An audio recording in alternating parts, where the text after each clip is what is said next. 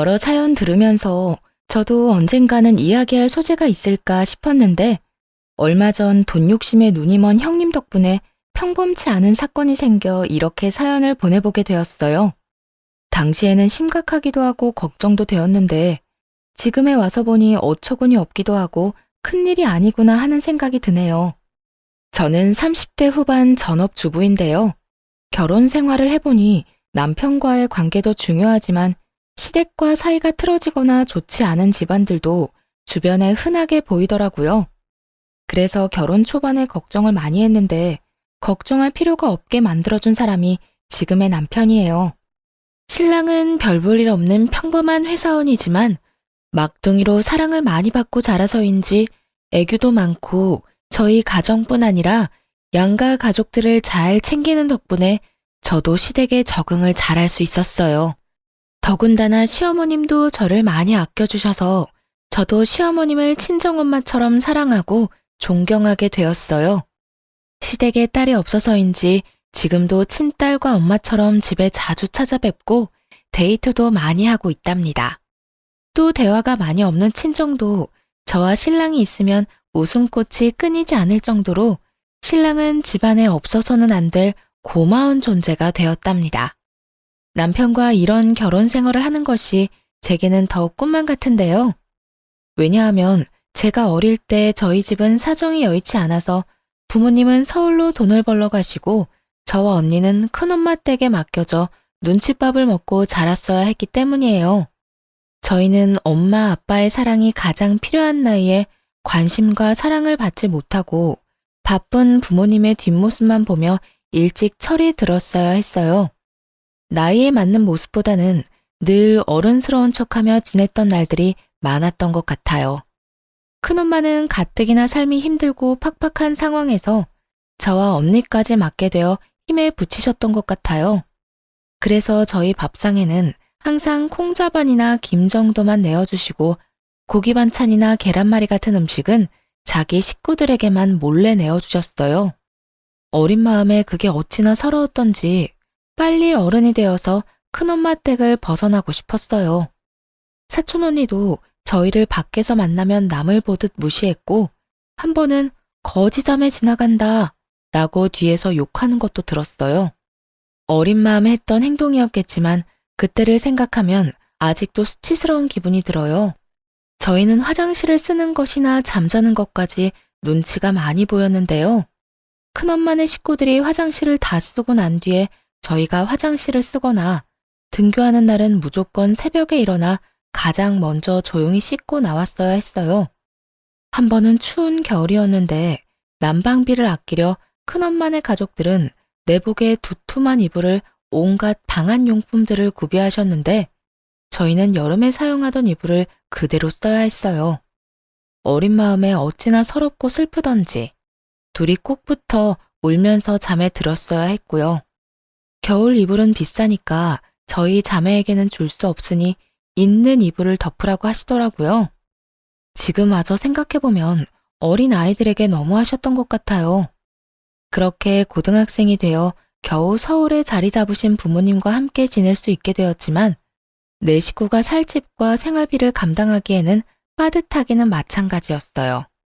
그래도 큰엄마네 집을 떠나 부모님과 함께 살 수 있게 되어 저희는 너무너무 기뻤어요. 대학에 진학한 후 안 해본 알바가 없을 정도로 끊임없이 알바를 했어야 근근히 학자금을 마련할 수 있었고 가족들이 다 일을 했기 때문에 어릴 때부터 성인이 되어서까지 가족끼리 편하게 밥 한 끼 먹는 일이 거의 없었어요. 미래에 제 가정을 이루게 되면 가족들과 시간을 많이 보내고 사랑이 넘치는 가정을 꾸리는 것이 꿈이 되었어요. 그래서 저는 경제적인 뒷받침이 될 수 있도록 더 열심히 일하고 악착같이 돈을 모았어요. 그러던 중 친구의 소개로 남편을 만나게 되었는데 온갖 고생하며 서럽게 자란 저와는 달리 남편은 누가 봐도 사랑을 많이 받고 자란 막내 아들 티가 났어요. 저랑은 다른 세계의 사람 같던 남편에게 끌려 연애를 시작했고 남편도 생활력이 강하고 싹싹한 제 모습이 마음에 들었다고 하더라고요. 그렇게 약 4년이란 시간 동안 남편과 연애를 했고 연애 기간 동안 누구보다 사랑받는 여자가 될 수 있게 해주었어요. 그리고 한결같이 저와의 시간도 가족들과의 시간도 소중하게 여기는 남편의 가정적인 모습을 보게 되었는데요. 만약 이 사람과 가정을 꾸린다면 내가 꿈꾸던 가정을 이룰 수 있겠다는 확신이 들어 4년 연애 끝에 결혼을 결심하게 되었어요. 그렇게 결혼을 결심한 뒤 우연히 남편을 소개해줬던 친구를 통해 남편의 집안이 제가 생각한 것보다 훨씬 부유하다는 것을 알게 되었어요. 사실 괜찮은 정도라고는 알았지만 경제력으로 동네에서는 꽤나 유명한 모양이었어요. 그에 반해 저희 집은 그때까지도 살림이 여의치 않아 저의 결혼식까지 부담스럽게 생각하셨어요.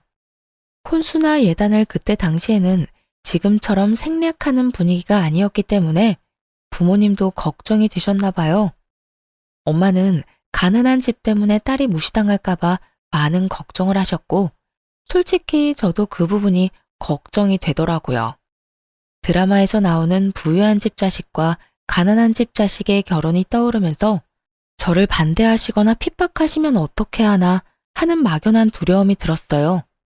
그래서 남편에게 우리 집안이 남편 집안에 비해 너무 기우는 것 같다며 걱정을 내비치자 남편은 제 생각을 이미 예상하고 있었다는 듯 어릴 때 이야기를 해주었는데 남편이 어릴 때 아버지와 어머니가 이혼하셨고 이후 꽤 오랜 시간 동안 저희 집처럼 형편이 어려웠다는 이야기를 해주었어요. 대령아, 우리 엄마도 우리 때문에 고생 많이 하셨는데 내가 고등학생 때까지만 해도 우리 셋이 바퀴벌레 나오는 단칸방에 살았었어. 옷 말릴 곳도 없어서 빨래를 해도 옷에서 쾌쾌한 냄새가 나더라. 그래서 학교 다닐 때 거지라고 많이 놀림받았었어. 지금은 어머니 덕분에 집이 많이 나아진 거지. 우리 집 얼마 전까지도 힘들었다니까. 그리고 누구보다 혜령이 입장 잘 이해해 주실 분이 우리 엄마니까 괜찮을 거야. 오빠도 중간에서 잘할게. 고마워.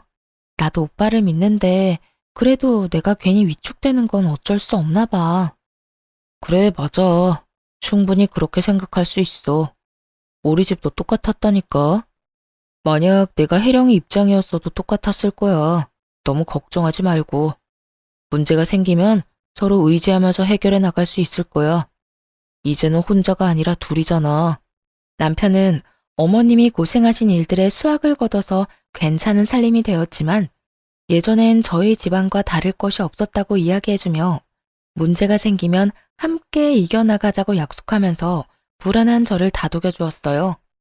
그리고 결혼하겠다는 말씀을 드릴 때 어머님께 저희 집 사정을 넌지시 말씀드렸고 본인도 그런 시절이 있으셨다며 공감이 된다고 우리가 결혼하게 되면 제가 힘들지 않게끔 배려하겠다는 이야기를 들었어요.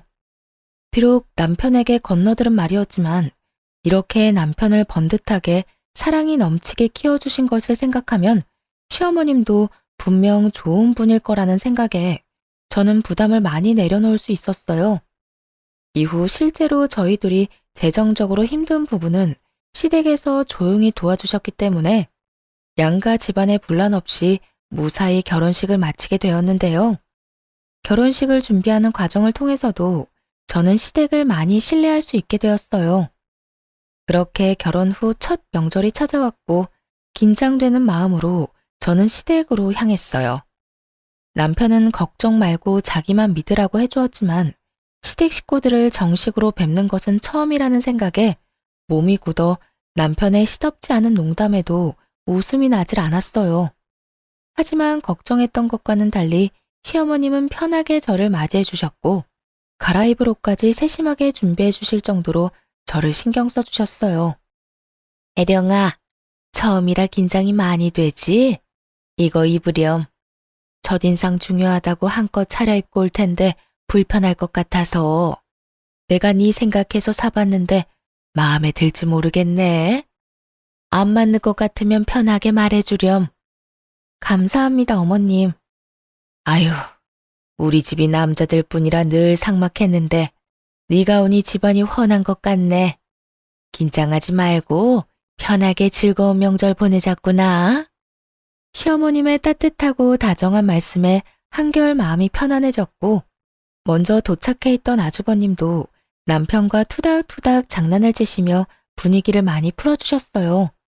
남편의 유하고 착한 성격이 어머님을 참 많이 닮았다는 생각이 들더라고요. 본격적인 명절 준비를 하기 위해 시어머님과 함께 장을 보고 돌아오던 길에 형님을 만나게 되었는데요. 유하고 동글동글한 아주버님 인상과는 달리 형님은 마른 체격에 미간 사이에 깊은 주름까지 있어 겉으로 봤을 때 굉장히 까칠해 보이셨어요. 계속 인상을 쓰고 계셨는데 그래서인지 인상이 더 안 좋게 보였어요. 아니나 다를까. 형님은 짐을 들고 있는 저희를 본체만 채 무심하게 인사를 하고 혼자 빠르게 집으로 들어가더라고요. 어른이 짐을 들고 계시는데도 무심하게 지나치는 형님을 보고 당황한 저는 시어머님 눈치를 살폈지만 어머님은 크게 개의치 않으신 듯 보였어요.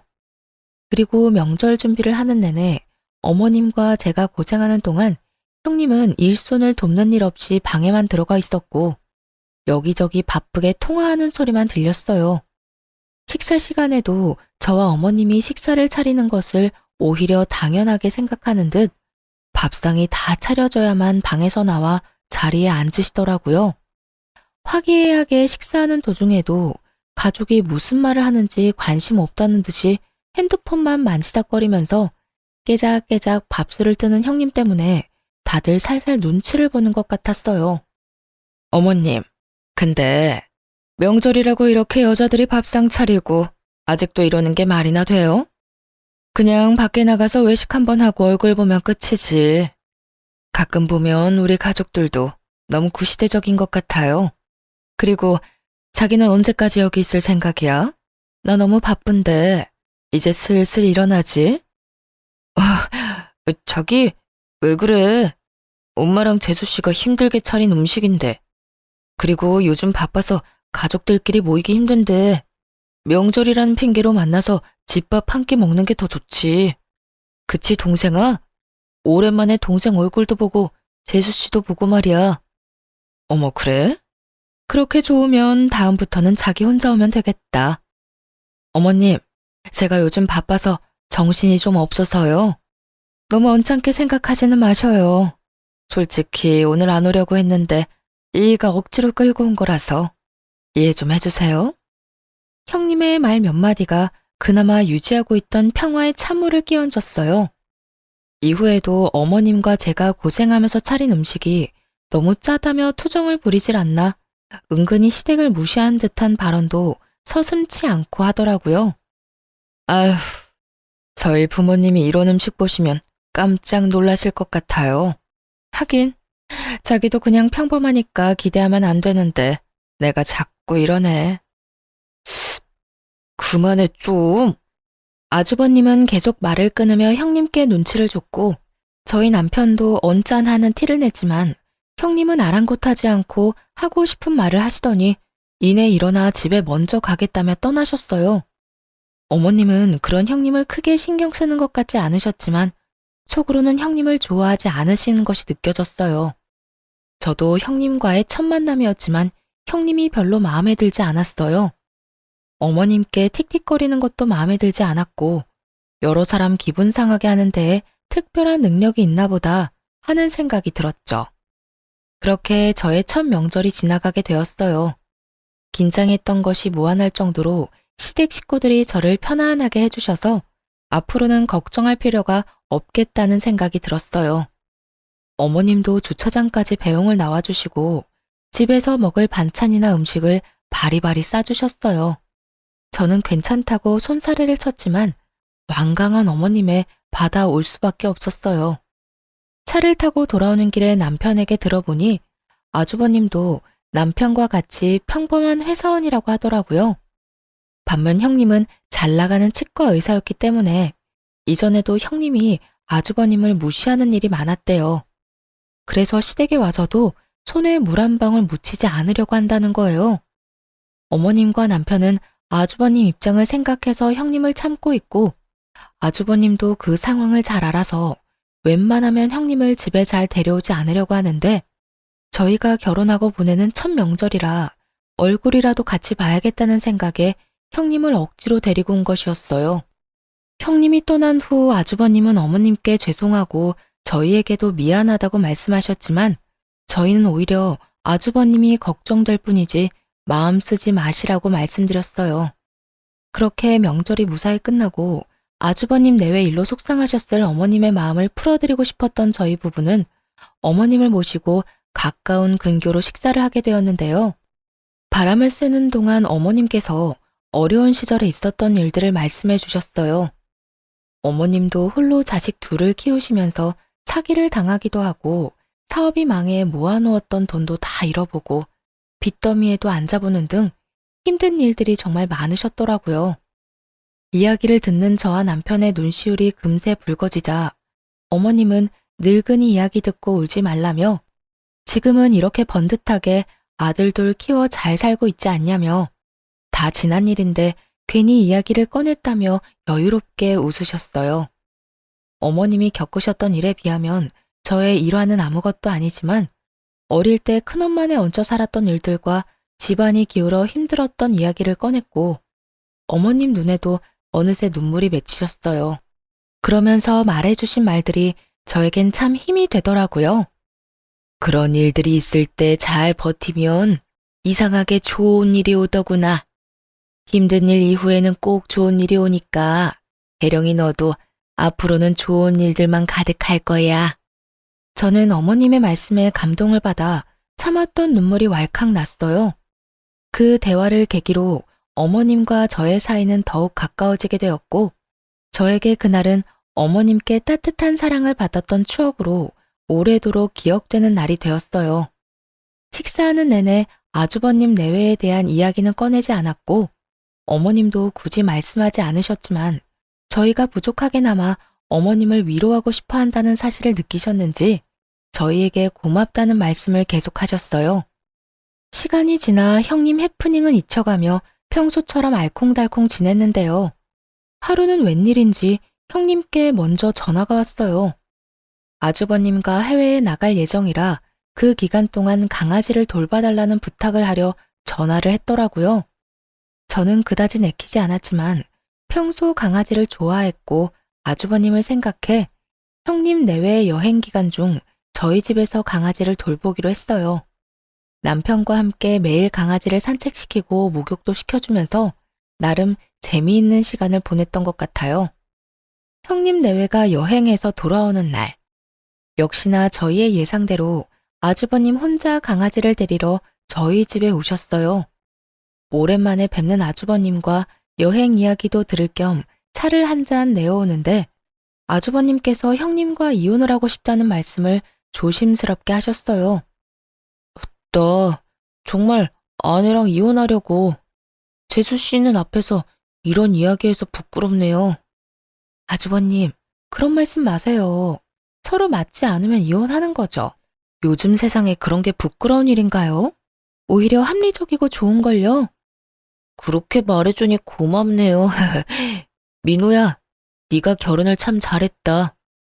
나는 아내 때문에 어머니께 걱정만 끼쳐드린 것 같은데 재수 씨는 항상 우리 어머니께도 너무 잘해주시고 우리 민호한테도 잘하고 항상 고마워요, 재수 씨. 별 말씀을요. 시댁에서 너무 잘해주셔서 오히려 제가 감사한걸요. 아주버님은 형님과 더 이상 같이 사는 것은 의미가 없는 것 같아 여행 중에 이혼을 요구했지만 형님은 아주버님과 이혼을 하지 않겠다고 했대요. 그 이유는 다름 아닌 돈 때문이었는데요. 시댁이 부유하다는 것은 알았지만 실제로 시어머님은 꾸준한 부동산 경매로 자산을 불려오셨고 가지고 계신 부동산만 수십 채라고 들었어요. 상가 건물만 5채가 넘는다는 이야기를 들었지만 구체적으로 자산의 규모가 어느 정도인지는 정확히 알지 못했는데요. 이 사실을 대략 알고 있던 형님도 시어머니가 돌아가시게 되면 어머님 유산이 대부분 아주버님께 올 것이라고 생각했고 유산을 받은 이후에 이혼하게 되면 위자료를 한 푼이라도 더 받을 수 있을 거라는 생각에 이혼하지 않겠다고 버티고 있는 것이었어요. 평소 형님이 가정주부인 저를 무시하는 이유도 별 볼 일 없는 가난한 집안 출신이기 때문에 애초에 어머님 성에 차지 않을 것이라 생각했기 때문이었어요.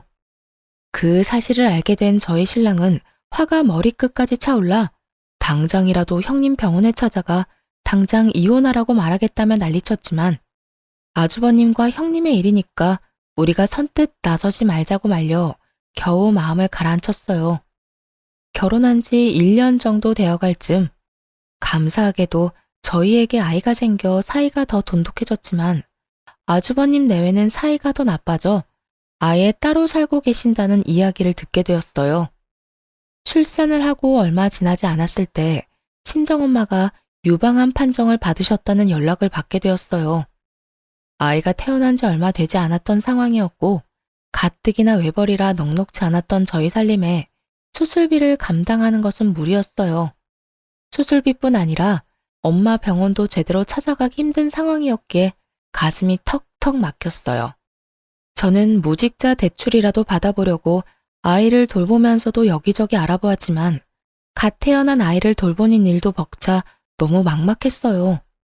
평소와 달리 걱정 어린 제 얼굴을 보게 된 남편은 저에게도 아이 말고도 다른 일이 있다는 것을 금세 알아차렸고 남편의 설득 끝에 엄마가 유방암 판정을 받았다는 이야기를 털어놓게 되었어요. 사실 우리 엄마 유방암이래. 나 너무 걱정돼. 나이도 있으시고 혹시나 수술 잘못되면 어떡하지? 우리 집 수술비랑 치료비 감당할 상황이 안 될 텐데 우리도 별이 때문에 돈 많이 써서 요즘 많이 빠듯하잖아. 그래서 아기 보면서도 걱정이 돼서 자꾸 눈물이 나. 바로 말 못해서 미안해. 여보한테 짐이 될까봐 말하기 어려웠어. 지금도 혼자 버느라 힘들어하는데 이런 일까지. 네가 뭐가 미안해. 내가 더 많이 못 벌어와서 미안하지. 우리 살림도 혜령이 덕분에 아껴서 잘 살고 있고 너랑 별이가 나한테 와줘서 너무 행복한데 정작 힘들 때 몰라줘서 미안해. 이제 같이 방법을 찾아보자. 우리 결혼할 때 기억나지? 둘이 같이 의지하면서 해결해 나가기로 했던 거. 기억나. 남편은 아주버님께 한번 도움을 청해보겠다고 했지만 아주버님 사정을 뻔히 아는데 부탁하는 것이 너무 죄송해 남편을 말렸어요. 그렇게 둘이 여기저기 대출을 알아보는 중에 아이를 돌봐주러 집에 오셨던 어머님께서도 사실을 알게 되셨는데요. 시어머님은 한 걸음에 은행으로 달려가 수술비 전액을 마련해 주셨고 저는 한사코 받지 않으려고 했지만 남편의 권유로 어머님의 도움을 받게 되었어요. 엄마가 아프신 것만으로도 마음고생이 심할 텐데 별이 태어난 지 얼마 안 돼서 이런 일이 있으니 네가 더 혼란스럽고 힘들었겠다. 아기 보면서 한창 행복할 때인데 말이야. 별이는 내가 최대한 돌봐줄 테니까 혜령이 너는 낮에 어머니 병실에 다녀와라. 그래야 사돈이 금방 쾌차할 수 있을 거야. 어머님 정말 죄송해요. 매번 이렇게 도움만 받는 것 같아요. 너무 죄송해요, 어머님. 이럴 때는 감사해요, 어머님 하고 도움받는 거야. 알겠지? 어머님은 흐느껴 오는 제 손을 잡아주시며 도움받을 수 있는 곳이 있다면 얼마든지 받아도 된다고 다독여 주셨어요. 그때 저는 다시 한번 시어머니에게 꼭 효도하는 자식이 되어야겠다고 다짐했어요. 다음 날 아이를 어머님께 맡기고 친정엄마 입원 수속을 하고 돌아오는 길에 형님도 어머님께서 저를 도와주셨다는 소식을 들으셨는지 쏜살같이 저에게 전화를 하셨는데요. 가뜩이나 엄마 수술 날짜가 잡혀서 걱정되고 긴장이 되어 마음이 좋지 않은데 형님은 아무리 어머님이 자기를 아껴주신다고 해도 그렇게 선뜻 큰 돈을 받아도 되는 거냐며 따져왔어요. 아니 동서, 아무리 돈이 좋아도 그렇지 어머님이 주시는 돈을 어쩜 그렇게 냉큼 받아? 어렵게 자란 애들은 눈치라는 것도 없나 봐. 둘이 그만한 돈도 못 모으고 놀기만 했어? 능력이 없으면 눈치라도 챙겨야지. 네?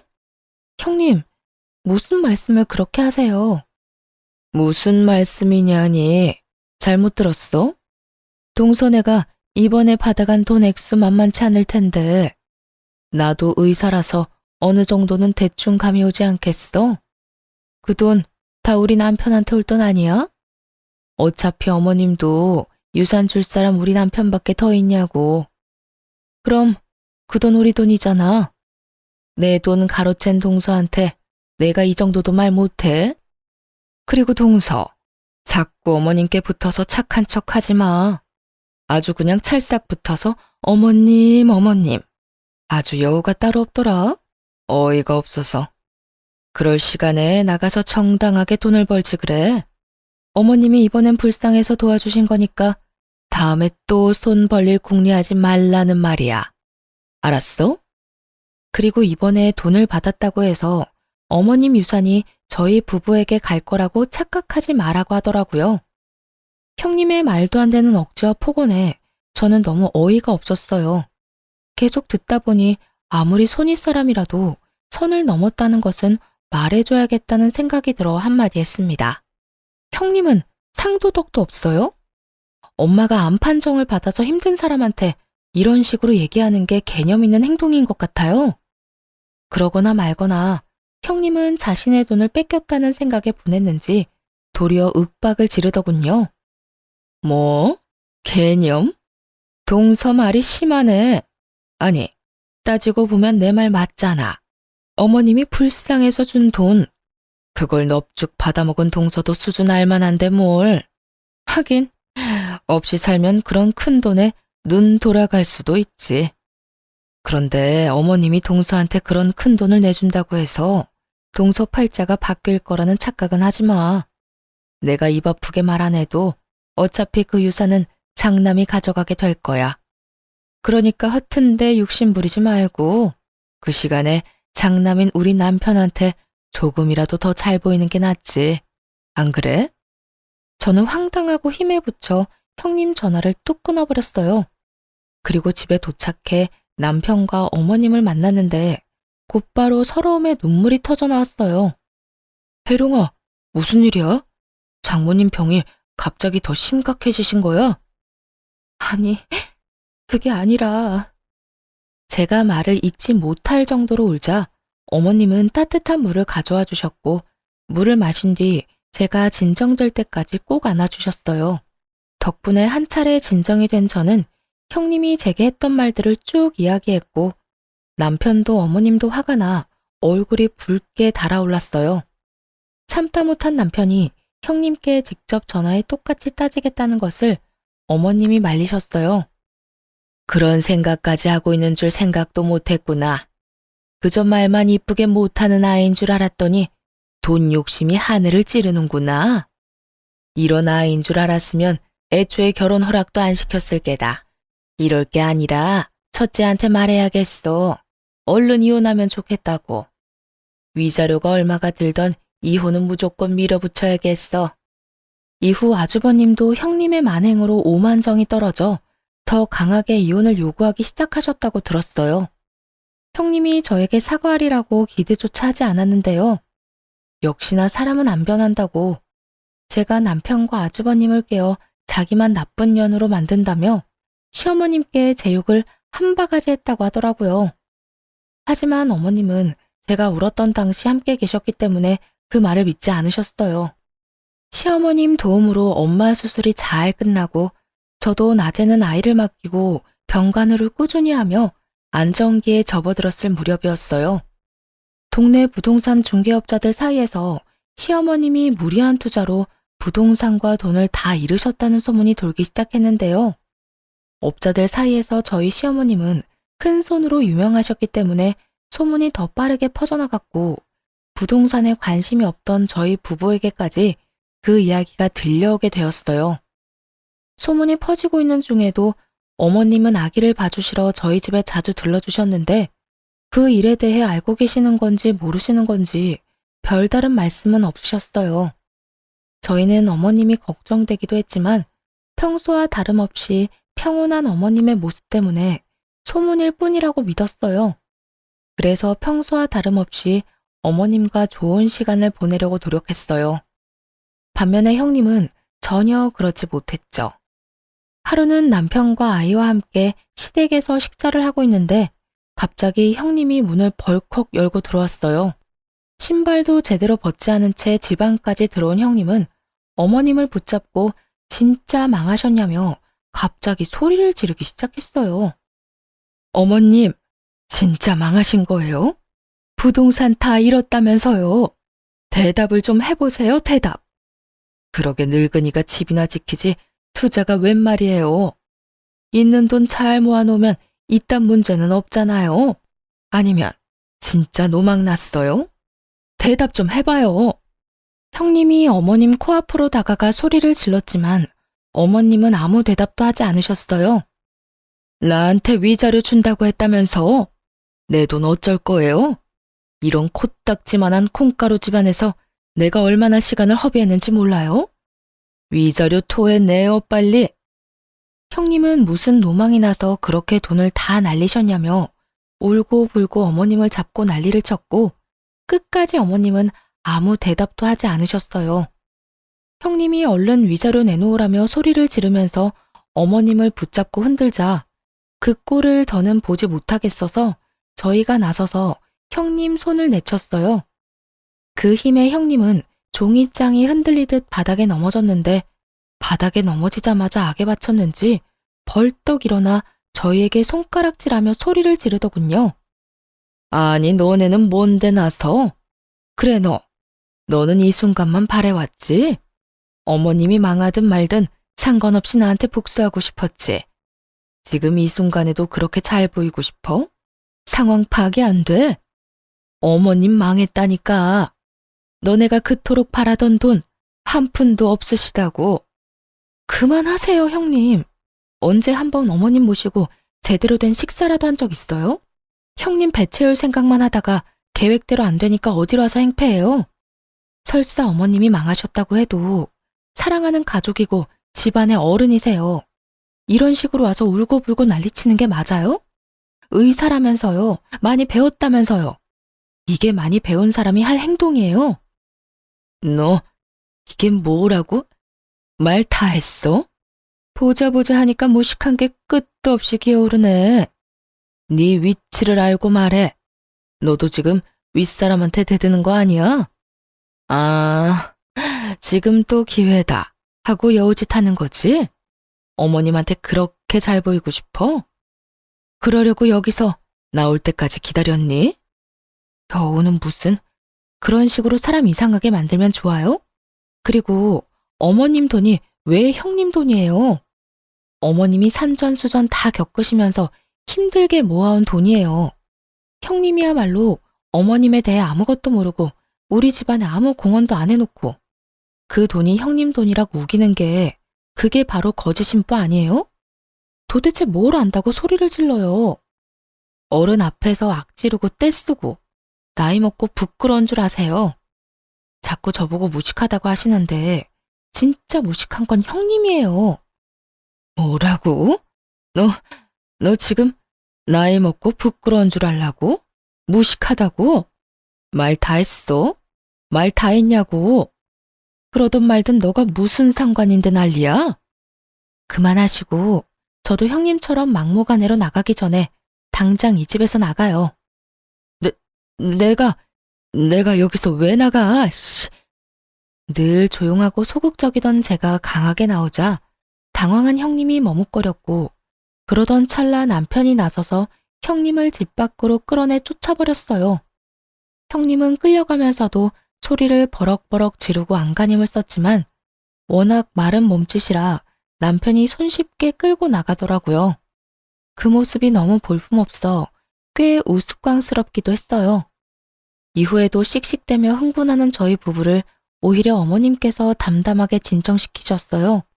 어머님은 아주버님이 괜히 속만 끓을 테니 형님이 왔었다는 것을 알리지 말라고 하셨지만 저희는 아주버님도 아셔야 문제를 해결하실 수 있다고 어머님을 설득해 아주버님께 있었던 상황을 알려드렸어요.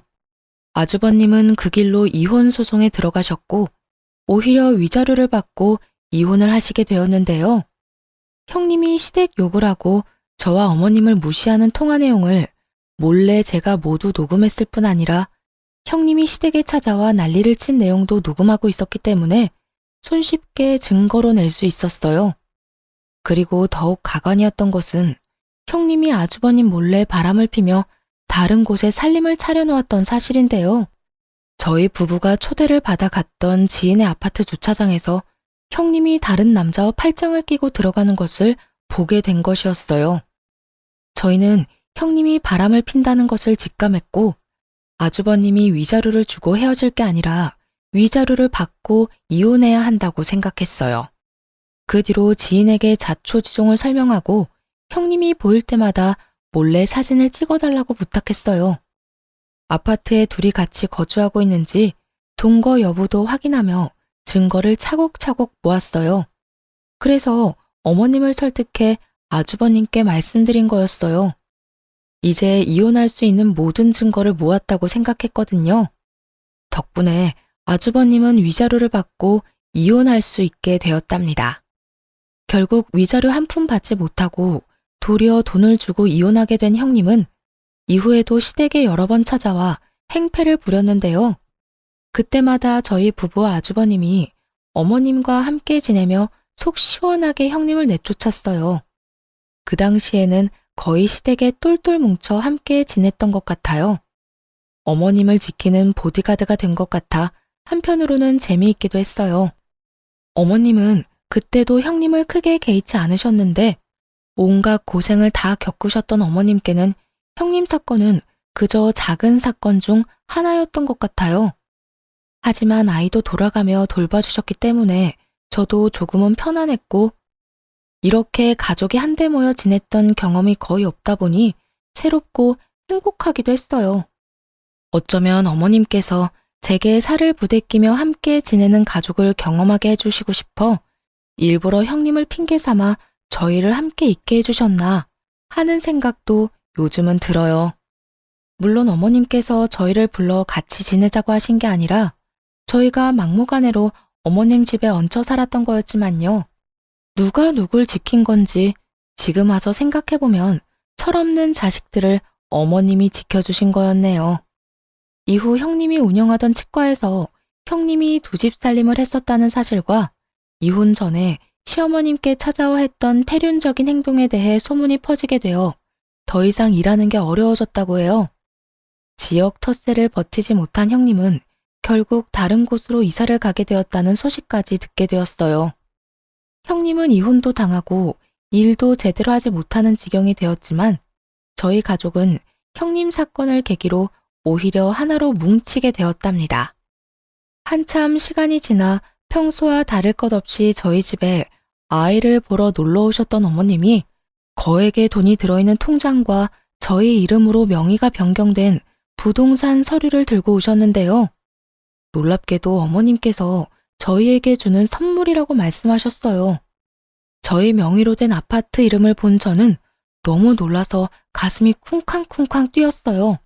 그 아파트는 제가 늘 살고 싶었던 좋은 입지에 있는 대장 아파트였고 통장 안에 찍혀있던 금액도 살아생전 한 번도 보지 못한 액수였어요. 얘야, 그렇게 놀랍니? 아주 눈이 휘둥그레졌구나. 어머님, 어떻게 이렇게 큰 돈과 아파트를, 그것도 저희 명의로요. 사실 내가 한동안 부동산 업자들한테 소문을 좀 냈었다. 내가 망했다는 말은 첫째 며느리 때문에 일부러 낸 소문이었어. 덩달아 너희들까지 속여서 미안하구나. 많이 걱정했지? 그러셨구나. 저희도 조금 걱정이 되긴 했어요, 어머님. 하지만 어머님이 평소와 같으시니까 소문을 믿지 않고 있었어요. 만약 무슨 일이 있으셨으면 저희한테 먼저 이야기해 주셨을 거라 생각했거든요. 그래, 너희 말이 맞아. 만약 내가 망했다면 소문이 너희에게 들리기 전에 말해 주었을 거야. 우린 가족이잖니. 가족에 대한 얘기를 소문으로만 듣게 할 순 없지. 네, 어머님 말씀이 맞아요. 형님은 가족의 말은 들어보지도 않고 아무 상관없는 사람의 말을 믿었잖아요. 그건 가족이 아니라고 생각해요, 어머님. 가족에게 무슨 일이 있으면 먼저 물어보고 들어봤어야 했어요. 그게 제가 형님께 제일 화가 났던 이유였어요. 그래. 우리 며느리 말이 맞다. 역시 우리 며느리가 제일 똑똑해. 솔직히 그날은 네가 너무 화를 많이 내서 나도 놀랐단다. 우리 며느리한테 이런 면도 있구나 싶고 아주 든든하고 고마웠어. 늘 내 편이 되어주겠구나 하고 감동적이기도 했고 엄마도 큰 며느리가 너를 막 대했을 때 너무 화가 났지만 무작정 내가 화를 내면 더 물러서지 않았을 거라 조용히 참고 있는다고 나도 힘들었단다. 그동안 부족한 엄마 옆에 항상 있어주고 믿어주어 고맙구나. 이건 너희에게 주는 내 선물이니까 부담 갖지 말고 받아주렴. 알고 보니 어머님은 형님이 어머님 유산을 노리고 아주버님과 이혼하지 않고 버티고 있다는 것을 알고 계셨어요. 그래서 동네 중개업자들에게 일부러 소문을 내게 하셨던 거였어요. 그동안 투자가 망한 게 아니라 오히려 더 잘 되고 있던 상황이셨대요.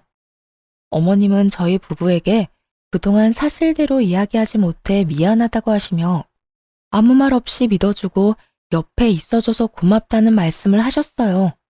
저희는 절대 받을 수 없다고 말씀드렸지만 어머님이 너무 완강하셨던 탓에 결국 감사히 받게 되었어요.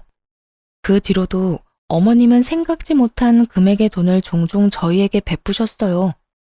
받지 않겠다고 해도 워낙 의견이 강하셔서 받긴 받았는데요. 값진 돈 절대 낭비하지 말자고 생각해 그 돈을 차곡차곡 모아두었죠. 그리고 좋은 기회가 생겨 월세를 받을 수 있는 소형 건물까지 매입하는 데 성공했네요. 덕분에 저희 생활비 외에도 어머님께 넉넉한 용돈을 드릴 수 있는 수준이 되었어요.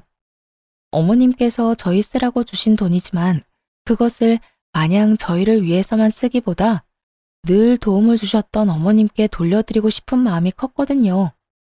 다행히 열심히 투자 공부를 하고 발로 뛴 덕분에 어머님께 효도를 할 수 있게 돼서 요즘 너무 감사하고 행복해요. 그리고 형님이 지방에 있는 작은 병원에서 겨우 입에 풀 칠할 정도로 생활하고 있다는 소식을 건너 듣게 되었죠. 되도 않는 욕심만 부리다가 모든 것을 잃고 쫓겨난 형님의 끝을 보면서 어려운 환경에서도 헛된 욕심을 품지 않고 살아온 제 자신에게 감사함을 느꼈어요. 저희 부부는 새로운 마음으로 어머님이 주신 아파트로 이사를 했어요. 저희 집이 생기다니 아직도 믿기지 않지만 이곳에서 우리 세 식구 사랑 넘치게 살아보려 해요. 그리고 여전히 시댁 식구들과는 화목하게 지내며 재미있는 나날을 이어가고 있어요. 얼마 전에도 다 같이 모여 맛있는 음식과 영화를 보며 시간을 보냈는데요.